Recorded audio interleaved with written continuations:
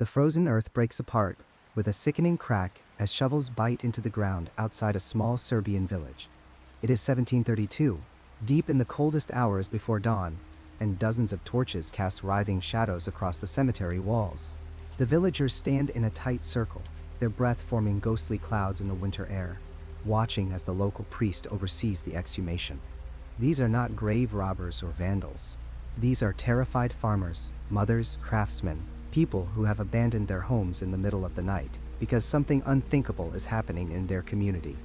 The coffin emerges from the earth, dirt sliding off its rough wooden surface. No one speaks as the crowbars are positioned. The only sounds are the scrape of metal on wood and the crackling of pitch-soaked torches. When the lid finally splinters open, several women scream. A man staggers backward and vomits into the snow. Because there, lying in the coffin, is something that should not exist. The body shows no decay despite weeks in the ground.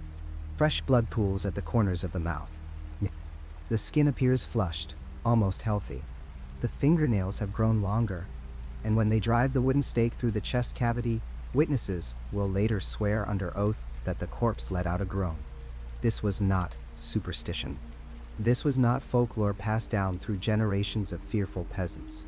This was documented reality, recorded in official reports, witnessed by military officers, investigated by surgeons, and debated by the greatest minds of 18th century Europe. What happened in these graveyards was so widespread, so disturbing, and so inexplicable that it nearly triggered international panic. Governments dispatched investigators. The church launched inquiries. Armies were mobilized to contain the hysteria. In the cases you are about to hear, we will examine 5 authenticated events where something impossible occurred, where credible witnesses saw things that defied every natural law, and where the evidence was so compelling that even skeptics struggled to explain it away.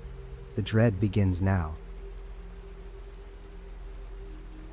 In the late summer of 1591, in the bustling city of Breslau, Silesia, a prosperous shoemaker took his own life. The act itself was not uncommon in those troubled times, but what followed would shake the foundations of theological certainty and plunge an entire community into months of waking nightmare. The shoemaker, whose name the records preserve but whose identity merits some discretion in our retelling, had been a man of considerable standing. His workshop occupied a prominent corner in one of Breslau's better districts, and his craftsmanship had earned him both wealth and respect.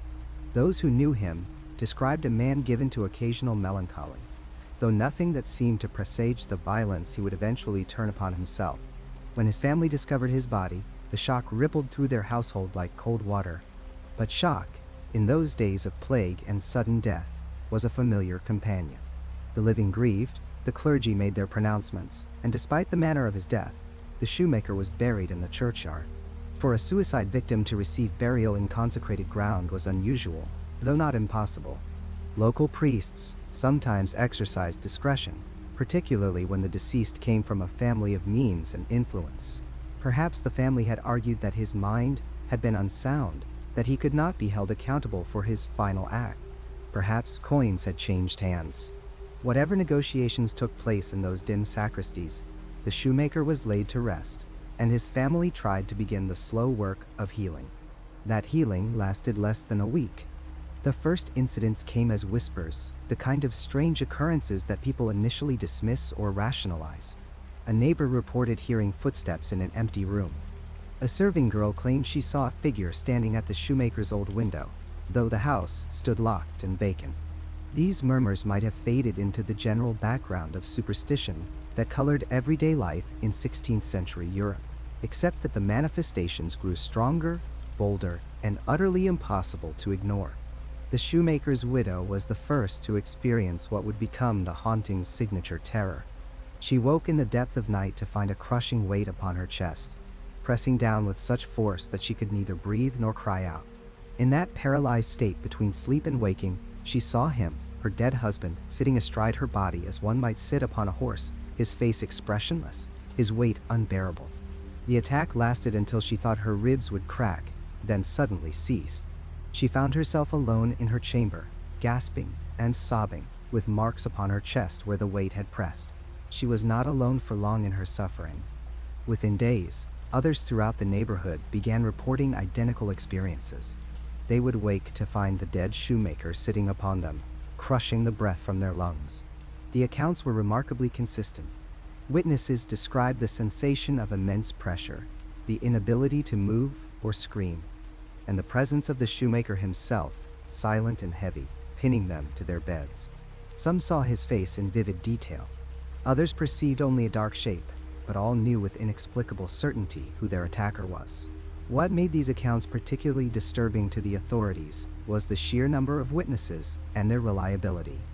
These were not the ravings of hysterical peasants or the imaginings of superstitious folk. Merchants, craftsmen, clergy members themselves reported being assaulted in the night. A city councilman testified that the ghost had sat upon him with such force that he bore bruises for a week afterward. A physician, trained in the rational explanations of natural philosophy, admitted that something had attacked him in his locked bedchamber, something that defied all his learning. But the night attacks were only the beginning. As September gave way to October, the shoemaker began appearing in broad daylight.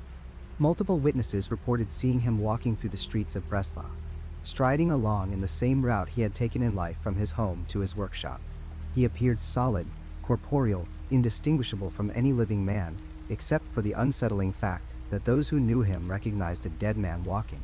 Some claimed he looked at them as he passed, his eyes meeting theirs with an expression they could not quite describe, something between accusation and desperation.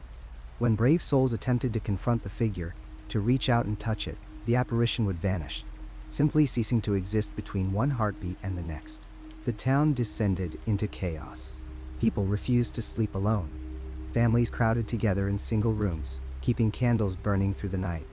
Business suffered as merchants and customers alike stayed shuttered indoors. The night watch reported for duty in groups, unwilling to patrol the streets individually. And through it all, the attacks continued. The dead shoemaker seemed tireless, appearing to one victim after another, spreading his crushing weight across the town like a plague. The church faced a theological crisis unlike any in recent memory. Suicide was a mortal sin, an act of despair that rejected God's gift of life. Those who took their own lives were understood to be damned, their souls consigned to hell without possibility of redemption. Yet if the shoemaker's soul was in hell, what was this thing tormenting Breslau? Was it truly his spirit, allowed to return? If so, this contradicted fundamental doctrines about the fate of the damned. Could demons take the form of the dead? Perhaps, but witnesses insisted this was no demon wearing a disguise. They knew this man. They recognized not just his face, but his gait, his mannerisms, the particular way he held his shoulders. Learned theologians arrived from surrounding regions to investigate and debate. They pored over ancient texts, searching for precedents. Some argued that the shoemaker's burial in consecrated ground had created an abomination, that his damned soul was trapped between earth and hell, unable to rest in either place. Others suggested that his violent death had left his spirit confused, wandering, not yet aware of its own damnation. A few whispered darker theories, speaking of old heresies about the bodies of the dead and what might animate them. As autumn deepened and the hauntings showed no sign of abating, city authorities made a grim decision. In late November, nearly 4 months after the shoemaker's burial, they ordered his body exhumed. What they found in that grave defied natural law and confirmed the worst fears of the assembled witnesses. The coffin was opened under the supervision of city officials, clergy members, physicians, and a crowd of citizens who needed to see with their own eyes. The shoemaker's body lay within, and it showed no signs of decay whatsoever. His flesh remained supple, his features intact and recognizable. He might have been sleeping rather than dead these 4 months in the ground. The presiding physician, following protocols for such investigations, took a lancet and made an incision in the corpse's arm. Fresh blood flowed from the cut, red and liquid, as though the heart still pumped in that chest. The witnesses recoiled in horror. This was wrong in every particular. A body dead for 4 months should be rotted, reduced to bones and corruption. It should not bleed fresh blood. It should not look as though it might open its eyes and sit up at any moment.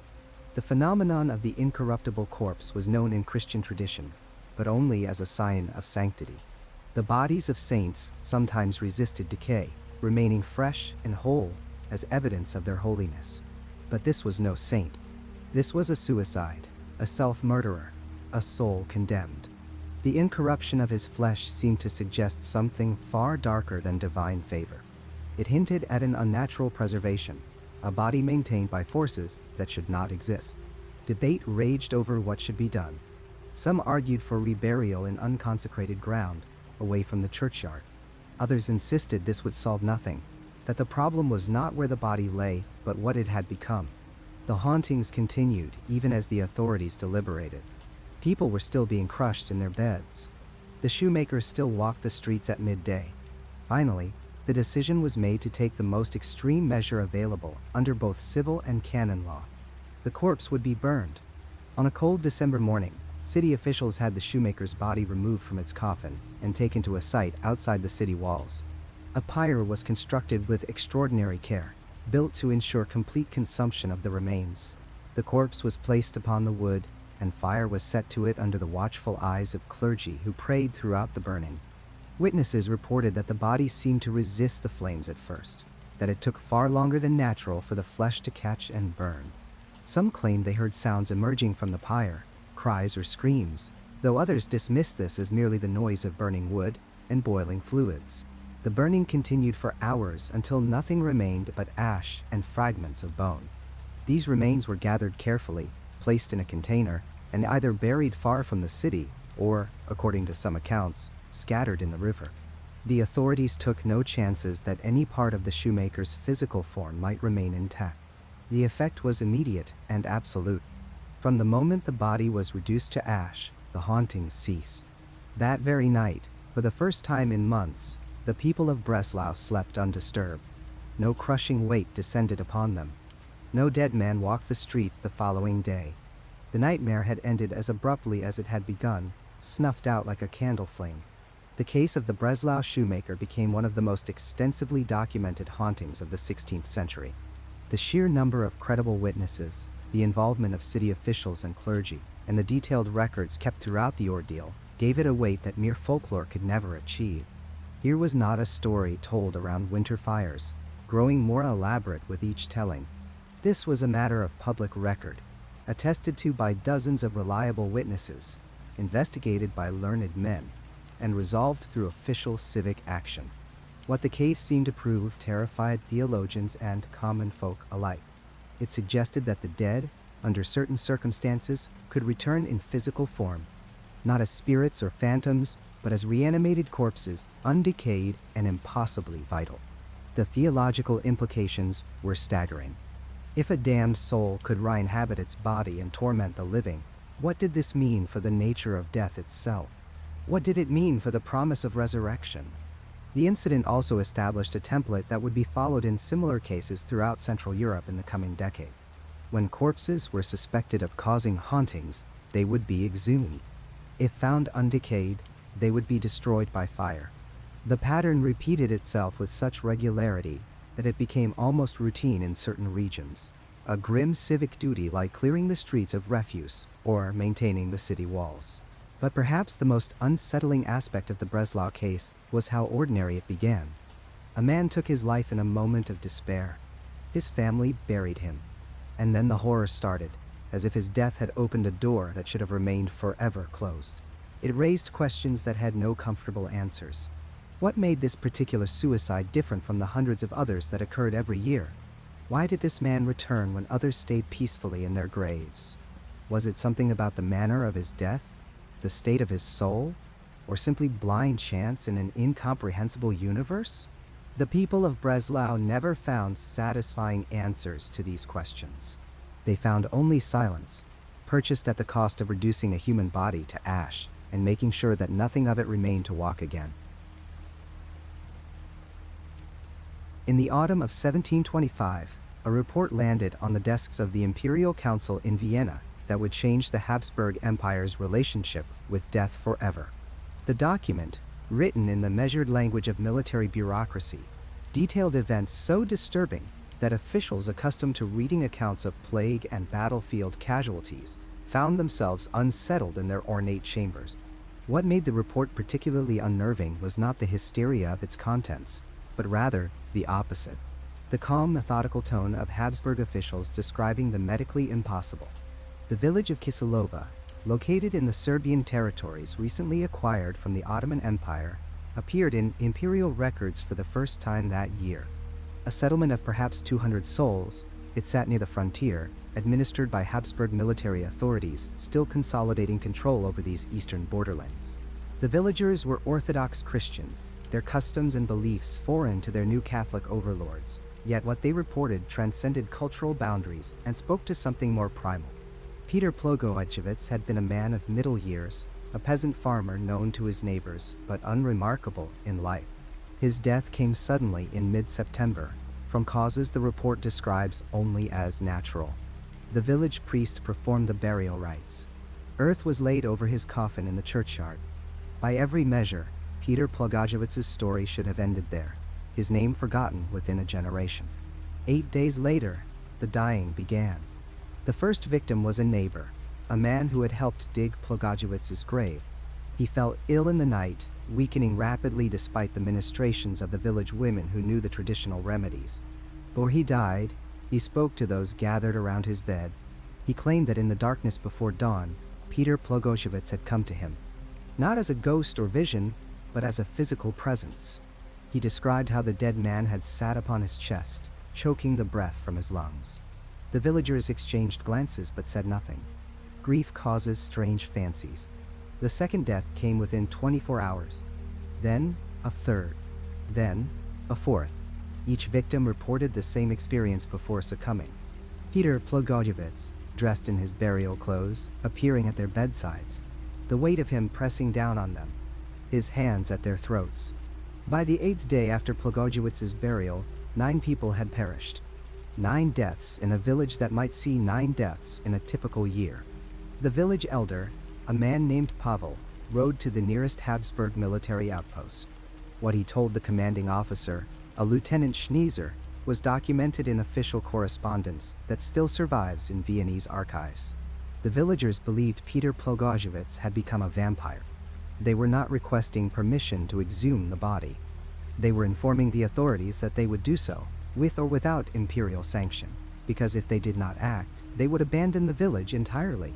Recent acquisitions of the empire could not afford to lose entire settlements to superstition or whatever else might be at work. Lieutenant Schnitzer faced a dilemma that epitomized Habsburg governance at this frontier. He could dismiss the claims as peasant ignorance, but doing so risked losing the village and destabilizing the region. He could take the villagers seriously, but doing so meant confronting something that violated every rational principle of his military education. He chose a middle path that would prove more disturbing than either extreme. He would observe and document. He would be a witness. On the 9th day after Peter Plogojowitz's burial, Lieutenant Schnitzer rode to Kisilova accompanied by 2 junior officers and a military physician. The physician's presence was crucial. This would not be a midnight exhumation conducted by frightened peasants with torches. This would be a medical examination performed in daylight, documented according to Habsburg bureaucratic standards. The entire village gathered in the churchyard. The local priest stood apart, unwilling to participate but unable to leave. The soldiers ordered the grave open. Men with spades worked in shifts, moving the recently disturbed earth. The coffin lay less than 6 feet down, simple pine boards already darkening with moisture.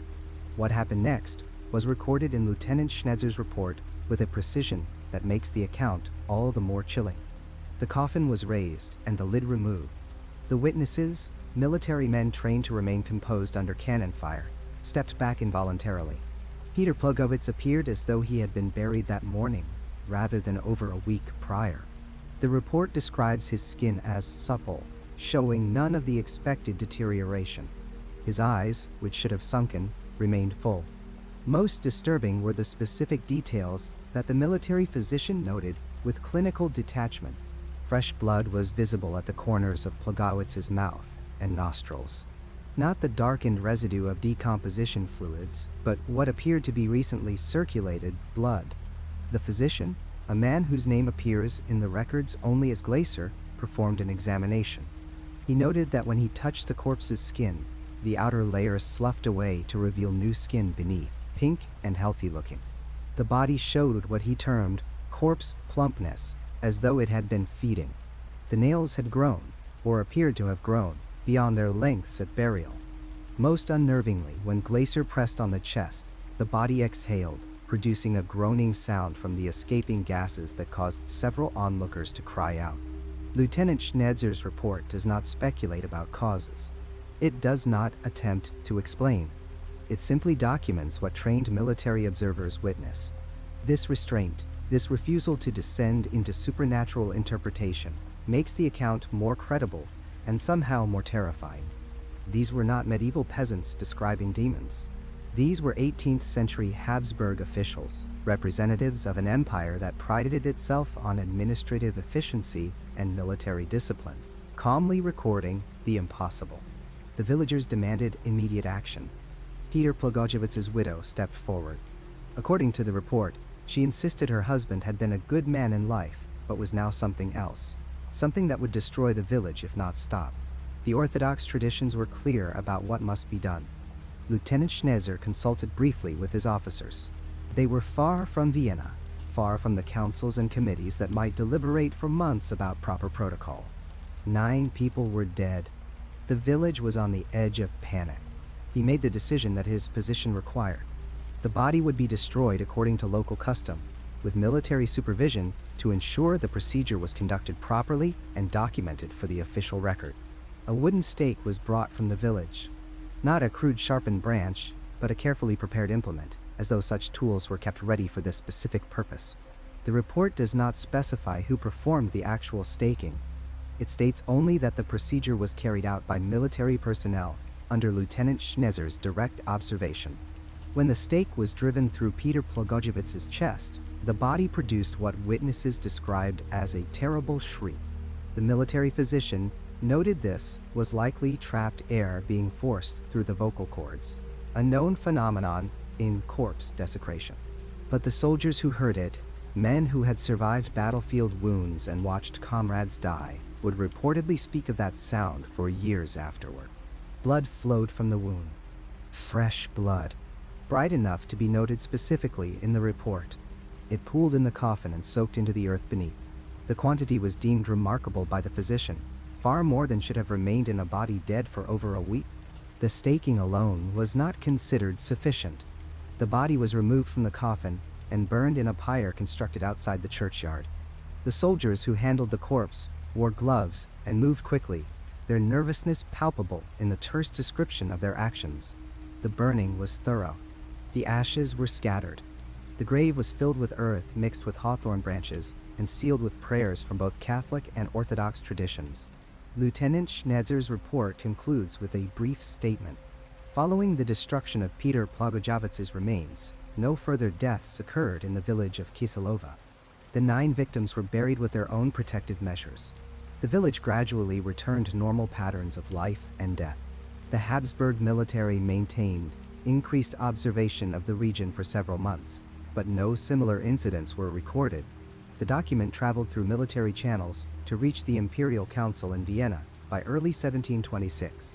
It arrived alongside other reports from the Serbian territories, accounts of Ottoman movements, taxation records, requests for supplies. But this particular report circulated beyond its intended recipients. Copies were made. Discussions were held in chambers and coffee houses. The vampire panic that would sweep through Habsburg territories over the following decades had found its catalyst not in folklore or peasant tales, but in an official military document. What disturbed Vienna's administrators was precisely what makes the case of Peter Plogojowitz so unsettling even now. This was not a legend. This was not a story told around winter fires. This was a bureaucratic report, following established protocols, written by military officers with no apparent agenda beyond documenting events as they occurred. The signatures and seals were authentic.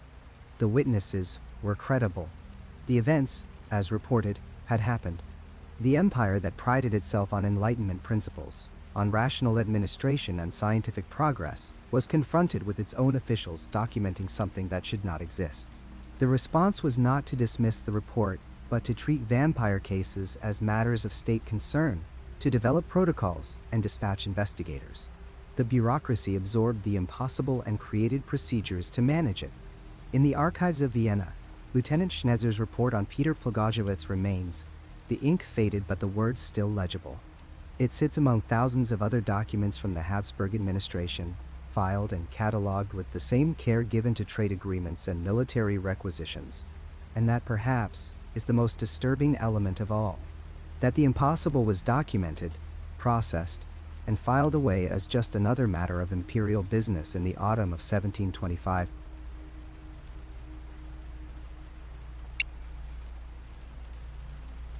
The village priest raised his lantern over the open grave, and what he saw confirmed his darkest fears. The corpse of the young woman, buried 3 weeks earlier, appeared flushed with life. Her cheeks held a rosy tint beneath the pale skin. Fresh blood stained the corner of her mouth and had soaked into the burial shroud around her face. Her body looked swollen, almost robust, as though she had been feeding well in the cold earth.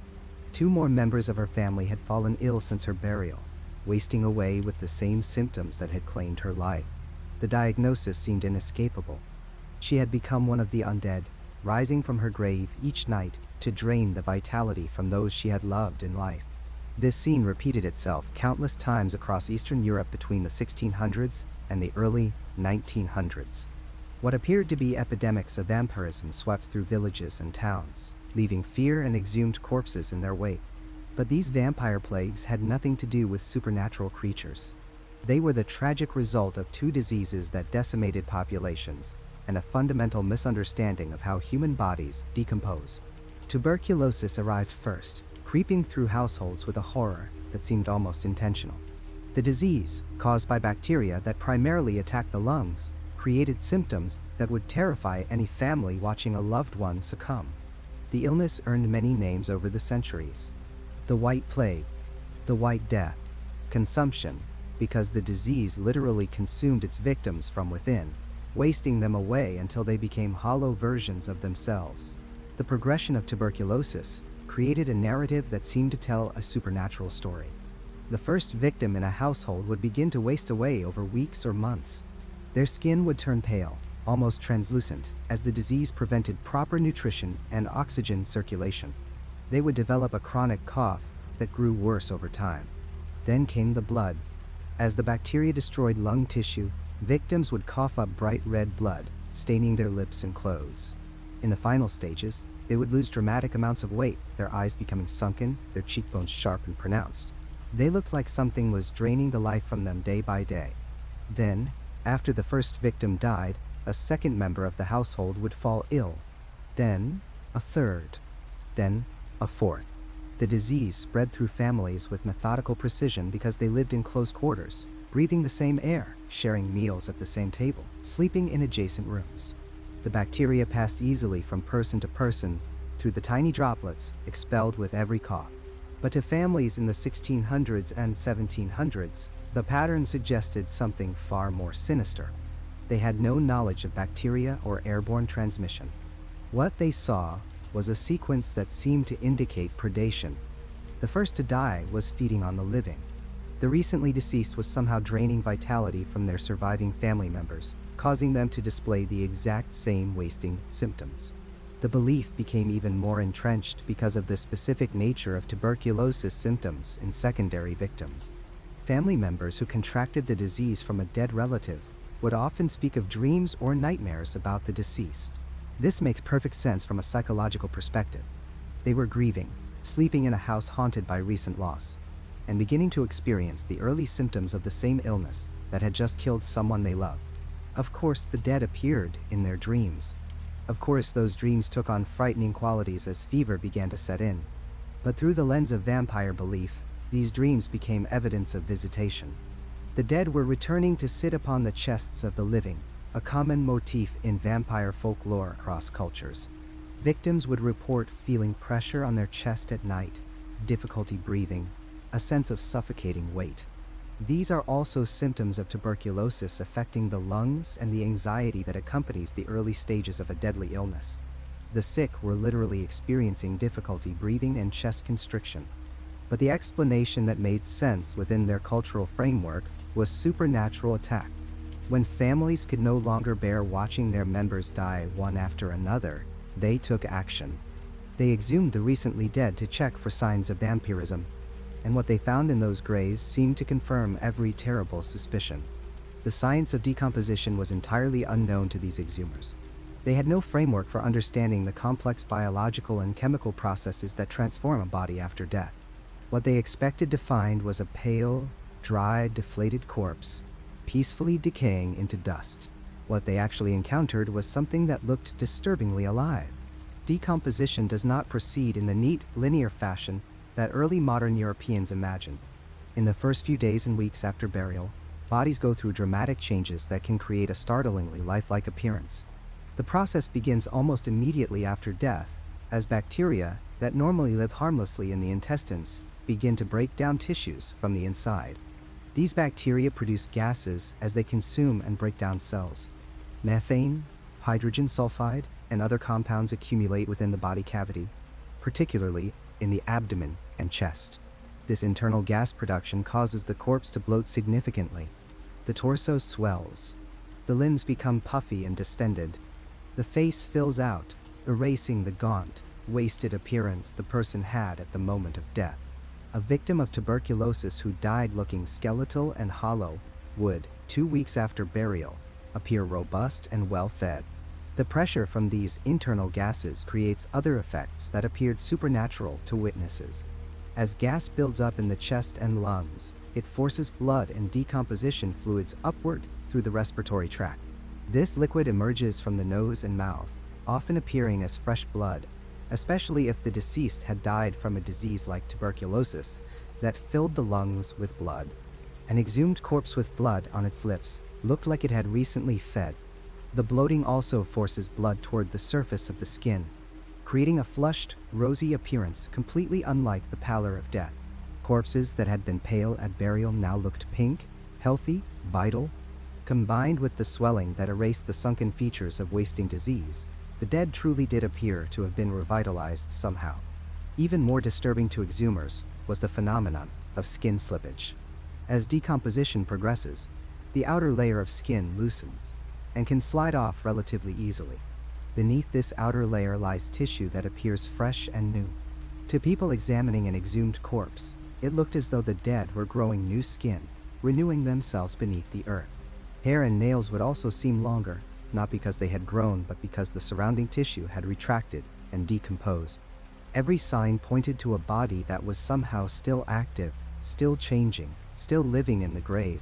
The corpses even appeared to move or make sounds when disturbed. This was perhaps the most convincing evidence of all.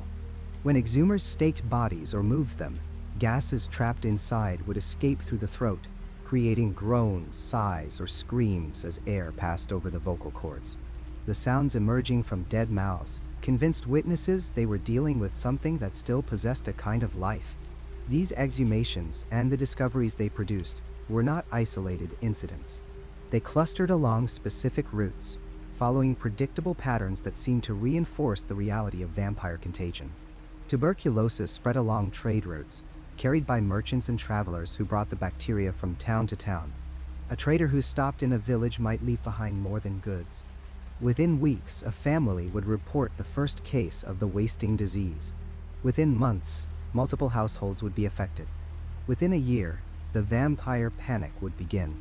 The same trade routes that spread tuberculosis also spread information about vampires. Travelers carried stories along with their wares. They told of exhumations in distant villages, of corpses found bloated and blood-filled, of entire families consumed by the predations of their own dead. These stories prepared people to interpret their own experiences through the vampire framework.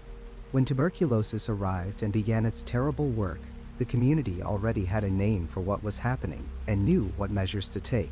The patterns of disease spread, created geographical clusters that looked like vampire epidemics were migrating across the landscape. In the 1700s, reports concentrated in Serbia, then spread to Hungary, then appeared in Poland and Romania. Medical historians can now trace these patterns as the movement of tuberculosis through populations that had little previous exposure.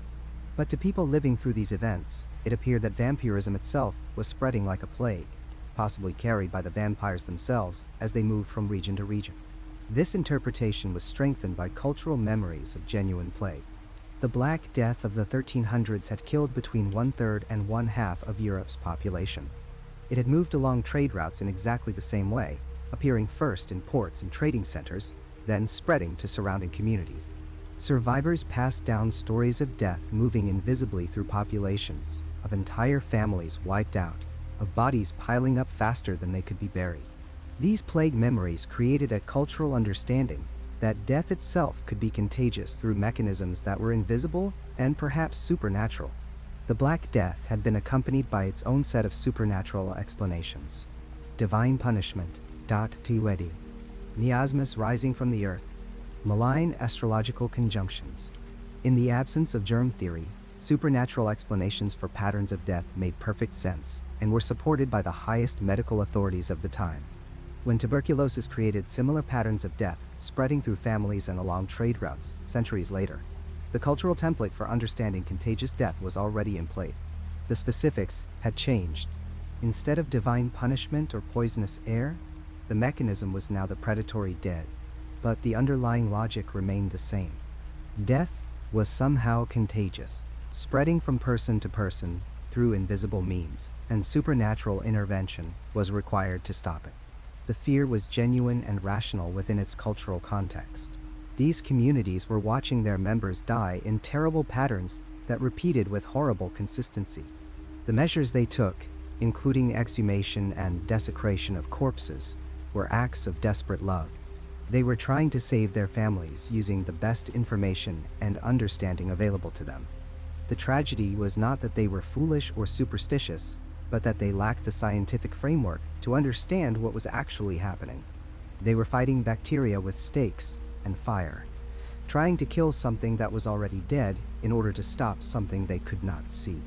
The vampire epidemics of Eastern Europe were real, but the vampires were not. The true monsters were tuberculosis bacteria and the decomposition processes that turned buried loved ones into apparent proof of the supernatural. These epidemics reveal how patterns in nature, when misunderstood, can create and reinforce elaborate supernatural beliefs.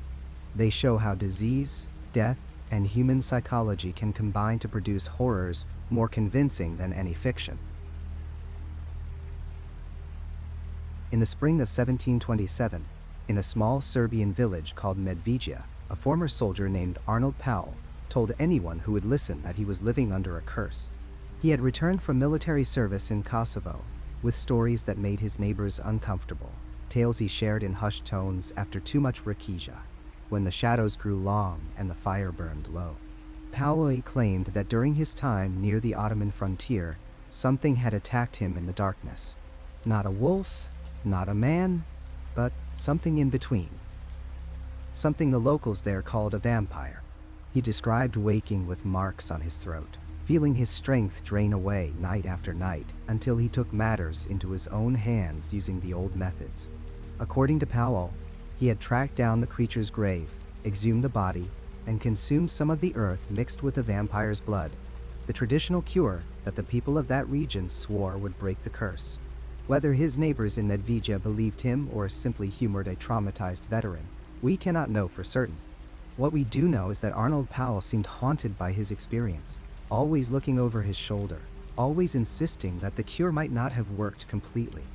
Then, in the summer of that same year, Arnold Paole died in an accident that seemed almost absurdly mundane, given the supernatural fears that had plagued him. He fell from a hay wagon, breaking his neck in the tumble. The village buried him according to Christian rites, and for a brief moment, it seemed his dark stories would be buried with him. But death, as the people of Medveđa would soon learn, was not the end of Arnold Paole's story. It was barely the beginning. Within weeks of the funeral, 4 villagers came forward with identical complaints.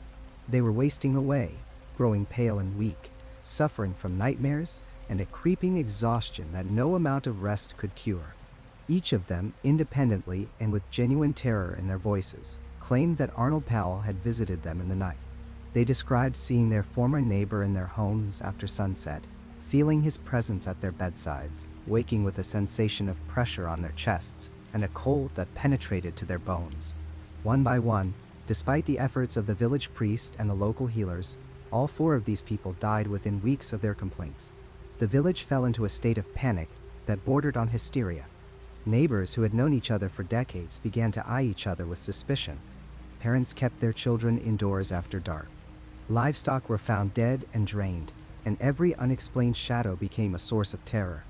The elders convened and made a decision that would have seemed unthinkable under normal circumstances. They would dig up Arnold Paole and see for themselves what lay in his grave. What happened next was documented by multiple witnesses, including the local priest and the village magistrate. When they opened Arnold Paole's coffin, approximately 40 days after his burial, they did not find what anyone would expect to see in a corpse that had been underground for more than a month. Instead, they discovered a body that appeared almost perfectly preserved, showing none of the usual signs of decomposition. His skin maintained a healthy color, his hair and nails appeared to have grown, and most disturbing of all, there was fresh blood. Not the dried, blackened remnants one might expect, but liquid blood around his mouth, seeping from his nose and ears, and staining his burial shroud with crimson that looked wet and recent. The witnesses reported that when they drove a stake through the corpse's heart, following the traditional method for dealing with suspected vampires, Arnold Paole's body released what they described as an audible groan, and fresh blood spurted from the wound in quantities that seemed impossible for a dead man. Some accounts mention that the body appeared to move or convulse during the staking. The villagers then cut off the head, burned the body to ashes, and scattered those ashes in the river, performing every ritual remedy they knew to ensure that Arnold Paole would not walk again. They performed the same procedures on the 4 villagers who had died after claiming Paole visited them. Each exhumation revealed similar phenomena, bodies that seemed too fresh, too lifelike, too filled with blood to be properly dead. The village believed they had ended the nightmare, that the old methods had worked and peace would return to Medvedja. For nearly 5 years, it seemed they were right. But in the winter of 1731, death returned to Medvedja, with a vengeance that made the previous outbreak seem like a mere prelude. Over the course of 3 months, 17 people died under circumstances that the villagers immediately recognized. The same wasting sickness, the same nightmares, the same claims of nocturnal visitations by the dead. Men, women, and children fell victim to what the terrified population now believed was an epidemic of vampirism sweeping through their community like plague. The situation grew so desperate that the local Austrian authorities, who governed this region of Serbia at the time, could no longer ignore it. The reports filtering up through official channels were too numerous, too consistent, and too disturbing to dismiss as peasant superstition. In January of 1732, the imperial provisioner for the Austrian administration dispatched a military surgeon named Johannes Flickinger, along with 2 additional medical officers and several military personnel, to investigate the situation in Medvedja and determine, using rational scientific observation, what exactly was happening in this village. What Flickinger and his team documented over the following weeks would become one of the most famous and influential reports in the history of vampire folklore. The document they produced, titled Visum et Repertum, meaning seen and discovered, was not a collection of folk tales or second-hand accounts. It was an official military medical report, written in the dry, precise language of 18th century bureaucratic documentation, signed by 5 military officers and 2 medical professionals, and stamped with imperial seals that certified its authenticity. The report methodically detailed the exhumation and examination of 17 corpses. For each body, Flickinger recorded specific observations with clinical precision. He noted which bodies showed signs of decomposition appropriate to their time of burial, and which did not.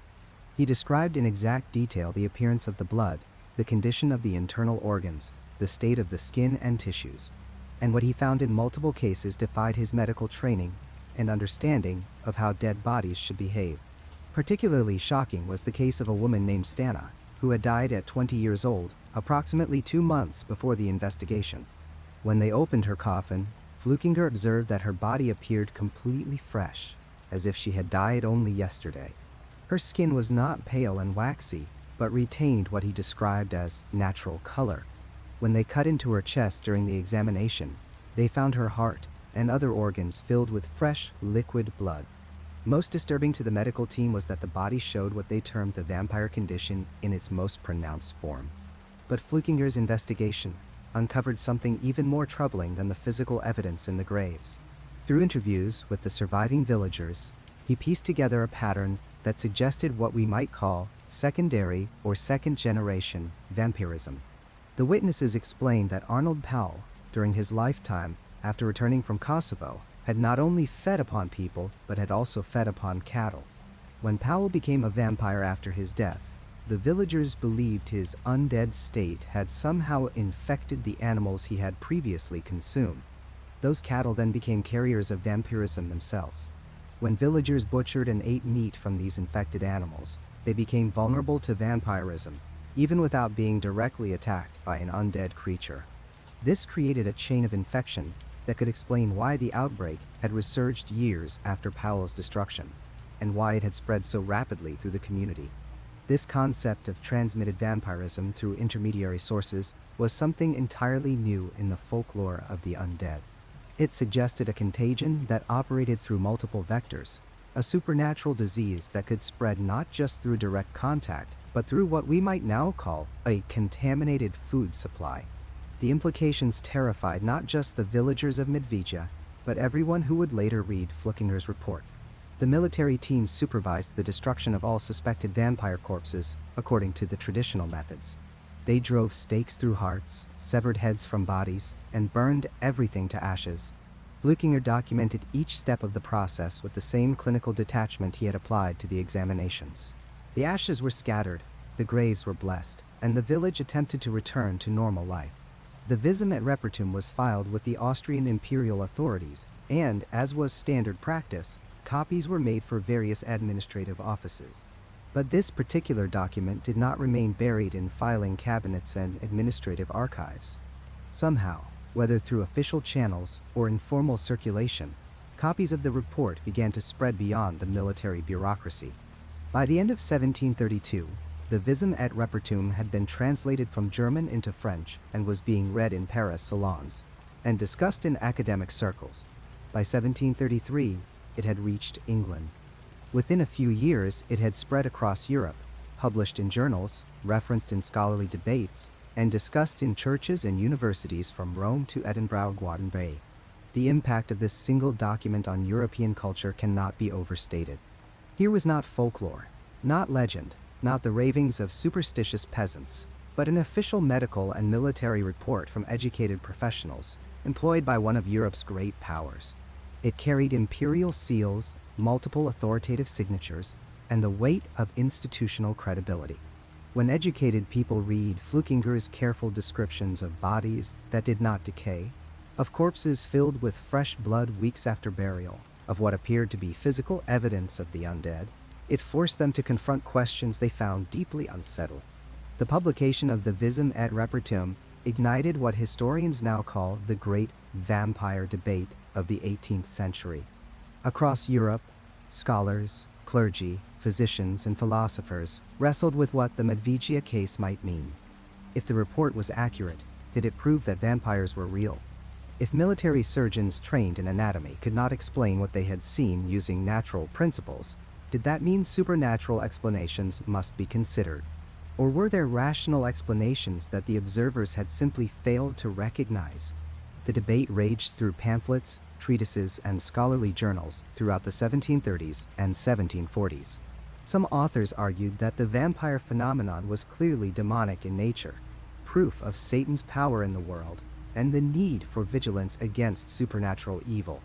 Others insisted that there must be natural explanations involving unusual preservation conditions, misidentification of normal post-mortem processes, or the psychological effects of mass hysteria, causing people to see what they expected to see.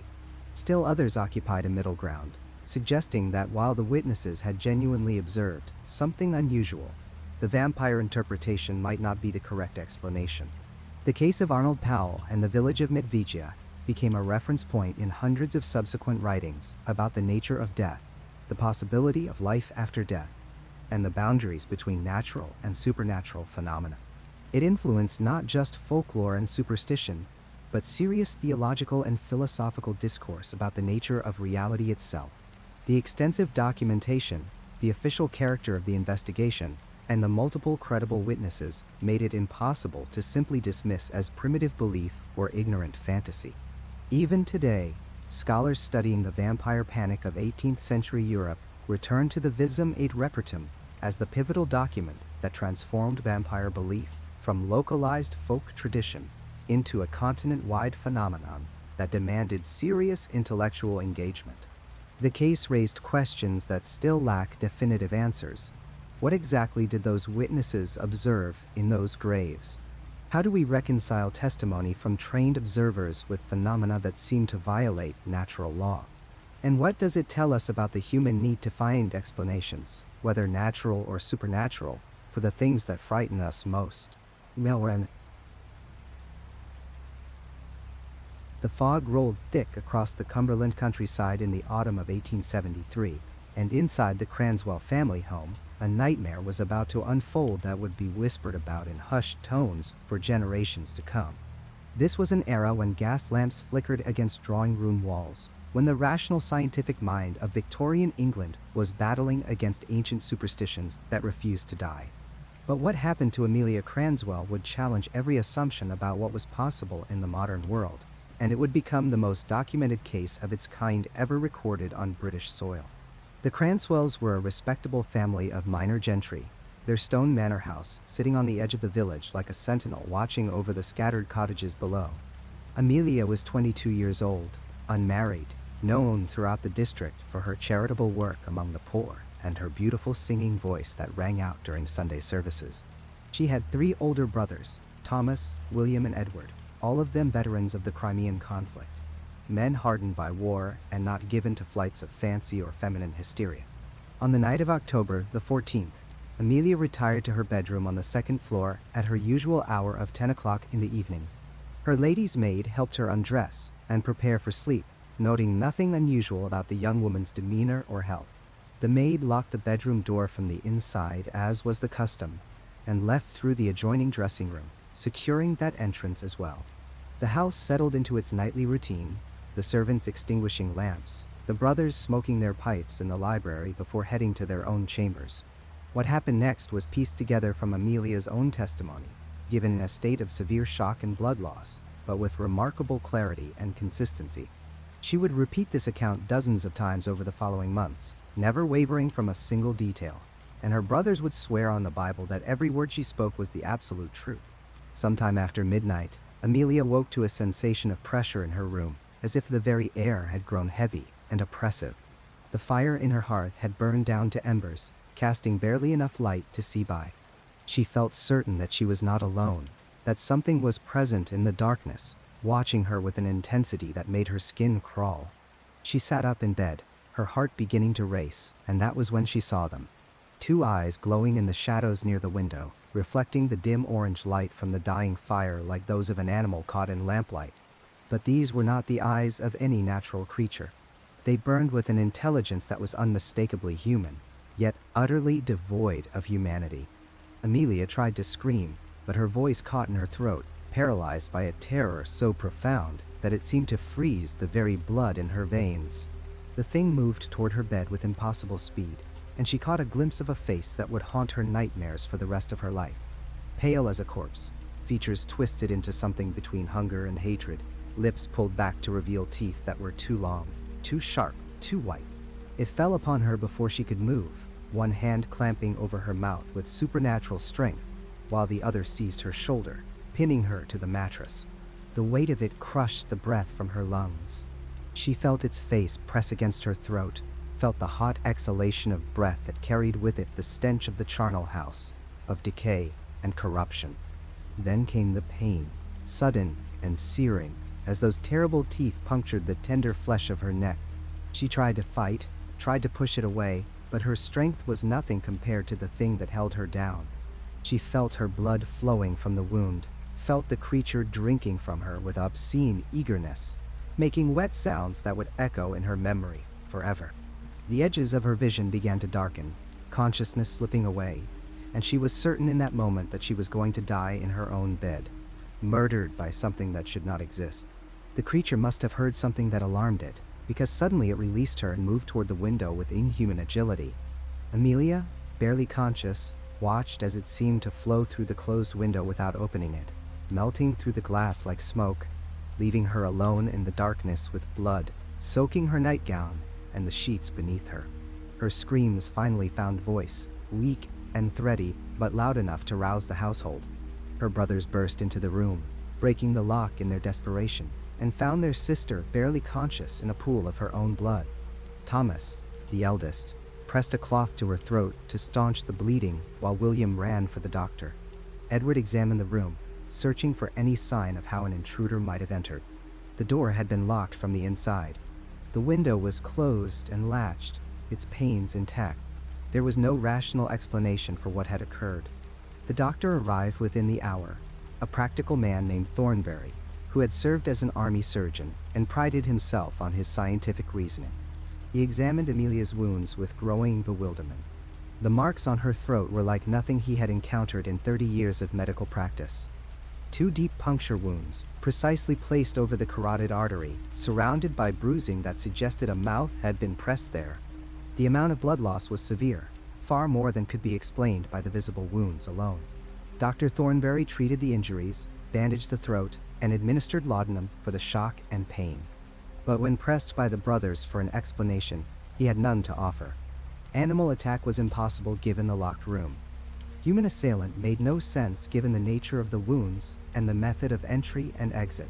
He left that night deeply troubled, his rational worldview shaken to its foundations. Amelia recovered slowly over the following weeks, though she was never quite the same. The physical wounds healed, leaving only faint scars, but something had been taken from her that could not be restored. She grew pale and listless, rarely leaving her room, speaking only in whispers. Her brothers, devoted to her protection, took turns keeping watch outside her door each night, armed with pistols and their military sabers. Months passed. Winter came to Cumberland, bringing with it snow and long dark nights. The family began to hope that whatever had attacked Amelia had been a singular horror, never to be repeated. They were wrong. On the night of January the 18th, 1874, it returned. This time, the brothers were ready. Thomas was on watch outside Amelia's door when he heard her cry out, not in terror, but in warning. He crashed into the room with William and Edward close behind, and there it was. A figure crouched over their sister's bed, its face buried in her throat. The creature turned toward them, and all 3 men would later swear they had never seen anything so horrible. Its face was that of a corpse, 3 weeks dead, skin drawn tight over bone, eyes burning with unholy light. Blood, fresh and red, dripped from its chin. William raised his pistol and fired, the shot deafening in the enclosed space.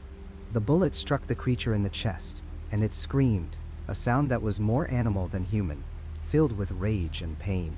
It lunged toward the window, but Edward was faster, firing his own weapon and hitting it again.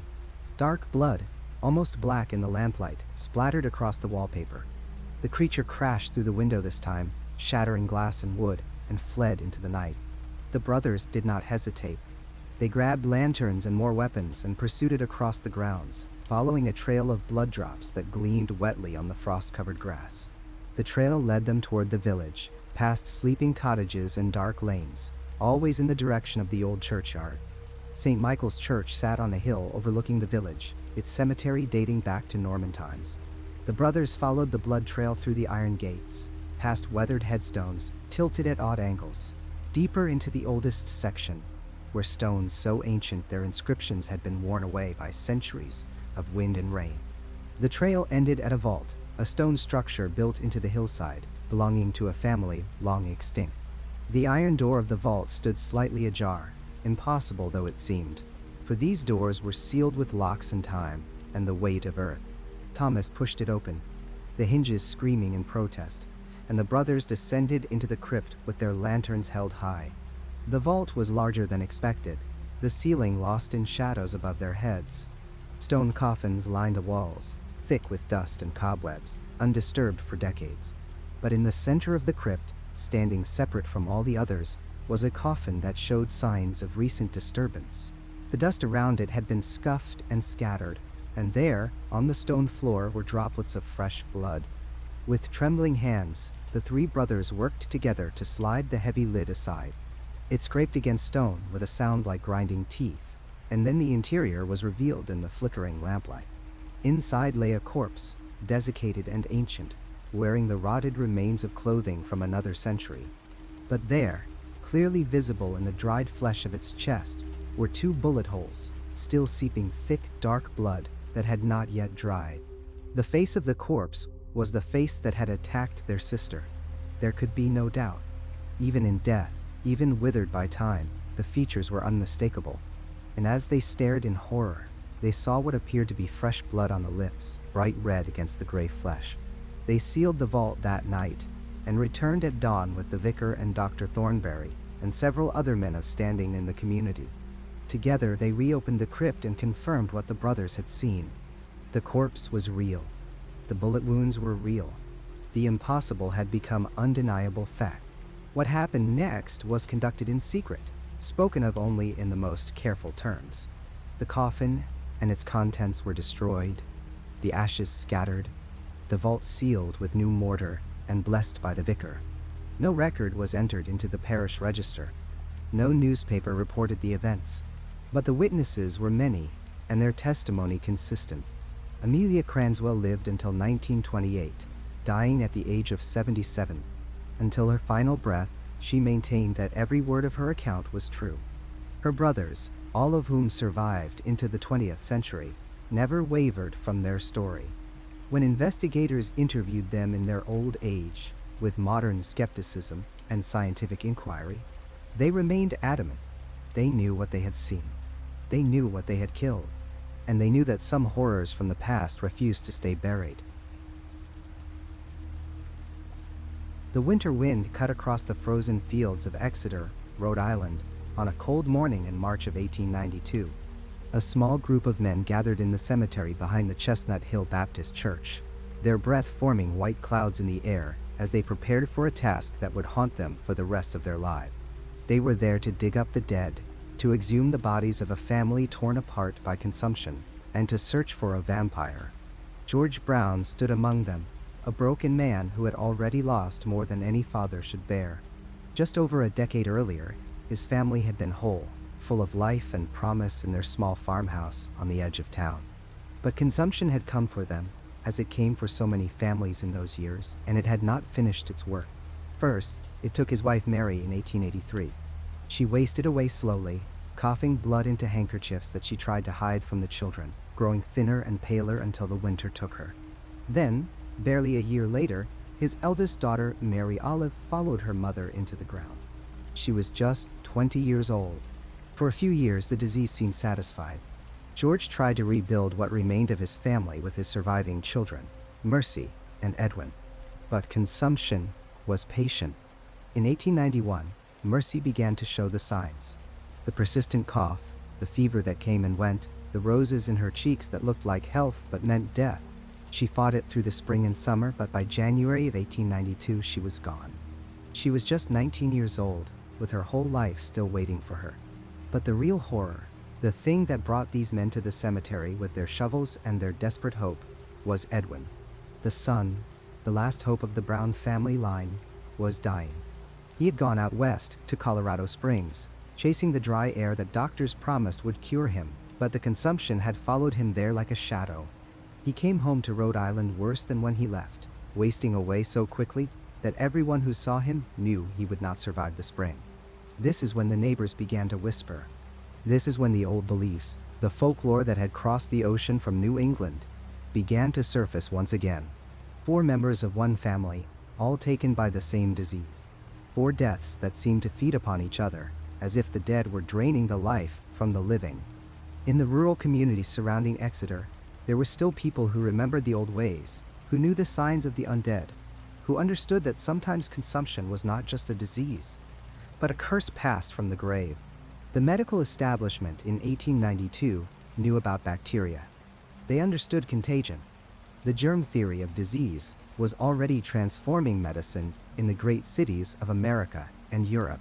But here, in rural Rhode Island, where farms dotted the landscape and neighbors lived miles apart, the old explanations still held power. When one person in a family died of consumption, and then another and another, it looked less like infection and more like predation. It looked like the dead were feeding on the living. The neighbors came to George Brown with their concerns and their solution. They told him what he already feared in the darkest part of his heart, that something unnatural was at work in his family. They convinced him that the only way to save Edwin, the only way to break the curse, was to exhume the bodies of his wife and daughters and examine them for signs of vampirism.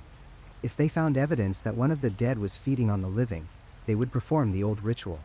They would burn the organs and feed the ashes to Edwin, and perhaps, just perhaps, it would break the spell and save his life. And so George Brown agreed. What choice did he have? His son was dying. Modern medicine had failed. The doctors had sent Edwin west, and he had come back worse. If there was even the smallest chance that the old ways could save him, how could a father refuse? On the morning of March 17, 1892, the men began their grim work. They opened the grave of Mary Brown first, finding only bones and decay.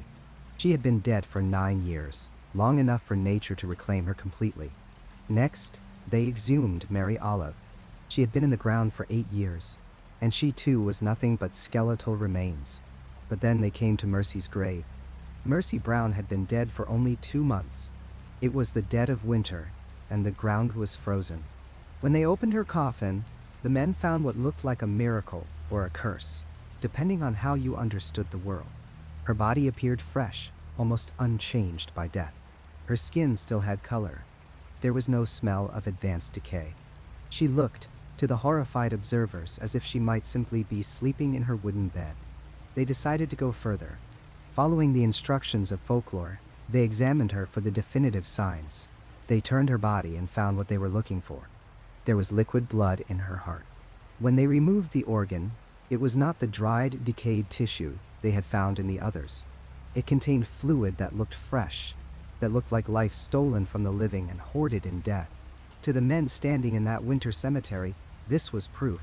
This was evidence of vampirism as clear as anything they could imagine.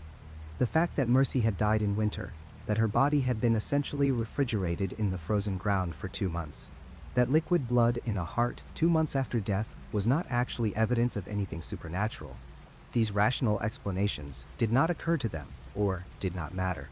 They saw what they expected to see, what they feared to see, what the old stories had taught them to see. They performed the ritual there in the graveyard. They removed Mercy's heart and liver, organs that Folklore identified as the seats of vampiric power. They built a fire on a nearby rock, and they burned the organs until they were reduced to ashes. The smell must have been horrific. The sight of it, a father watching his daughter's organs burn while his son lay dying at home, must have been beyond endurance. They collected the ashes carefully and mixed them with water, creating a macabre medicine. They took this mixture to Edwin and convinced him to drink it.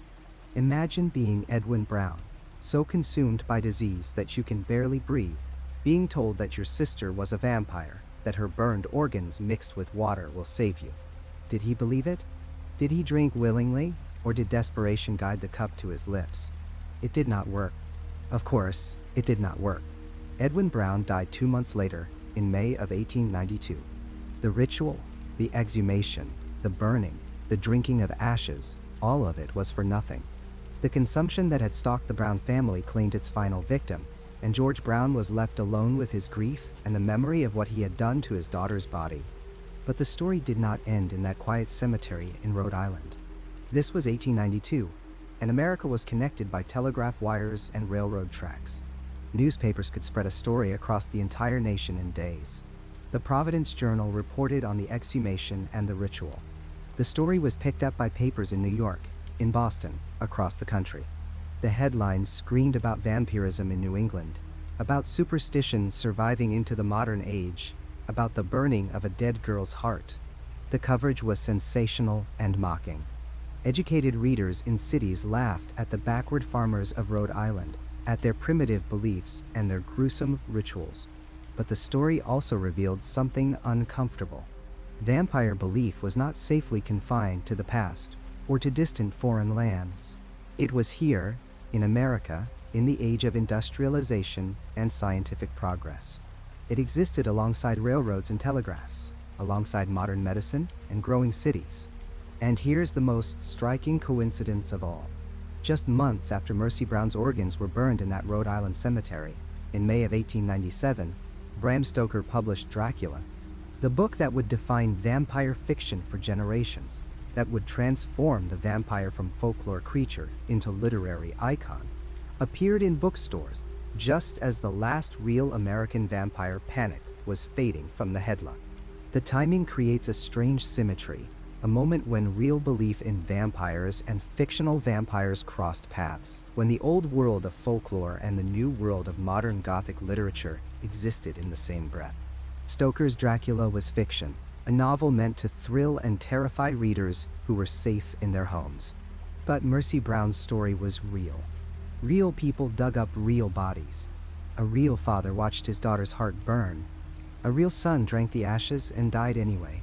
The horror of the fiction and the tragedy of the fact stood side by side at the threshold of the 20th century. Mercy Brown became the last widely documented case of American vampire exhumation. After her, the practice faded away, defeated not by logic or science but by shame and ridicule. The newspaper coverage made the participants objects of mockery, and future families suffering from tuberculosis endured their losses without resorting to the old rituals, at least not publicly. Today, you can visit Mercy Brown's grave in the cemetery in Exeter. The stone is worn but readable, marking the resting place of a girl who died of tuberculosis and became a vampire in the desperate imagination of her grieving community. People leave trinkets and tokens there sometimes, drawn by the story, by the tragedy, by the uncomfortable truth that the line between civilization and superstition is thinner than we like to believe. Modern science offers us comfortable answers. The vampire epidemics that swept through Eastern Europe in the 1700s can be explained away with decomposition gases, premature burials, and the terrifying spread of diseases like tuberculosis and rabies. We understand now how a corpse can appear flushed with blood, how bodies bloat and shift in their graves, how desperate communities sought supernatural explanations for plagues they could not comprehend. The rational mind finds relief in these explanations, and perhaps that should be enough. But something nags at the edges of these neat conclusions. These were not isolated incidents witnessed only by superstitious peasants in remote villages. Military surgeons documented what they saw with clinical precision. Government officials filed detailed reports. Clergy members, educated men trained in theology and reason, recorded accounts that cost them their reputations. Hundreds upon hundreds of credible witnesses described the same phenomena across regions that had no contact with one another, using remarkably consistent details that transcended cultural boundaries. Consider the Croglin Grange case, where a body exhumed from a centuries-old grave bore a fresh bullet wound, exactly where witnesses claimed they had shot the creature that attacked them. Consider how these outbreaks clustered in specific regions during specific time periods, then vanished as completely as they had appeared. Not gradually, not through slow education, but suddenly, as if whatever phenomenon was occurring simply ceased to exist. We're left with haunting questions that documentation alone cannot answer. Did these vampires disappear because we stopped believing in them? Or did we stop believing because they genuinely disappeared? Perhaps something real was happening that we've lost the framework to perceive. Something that existed in the spaces between what we knew then and what we think we know now.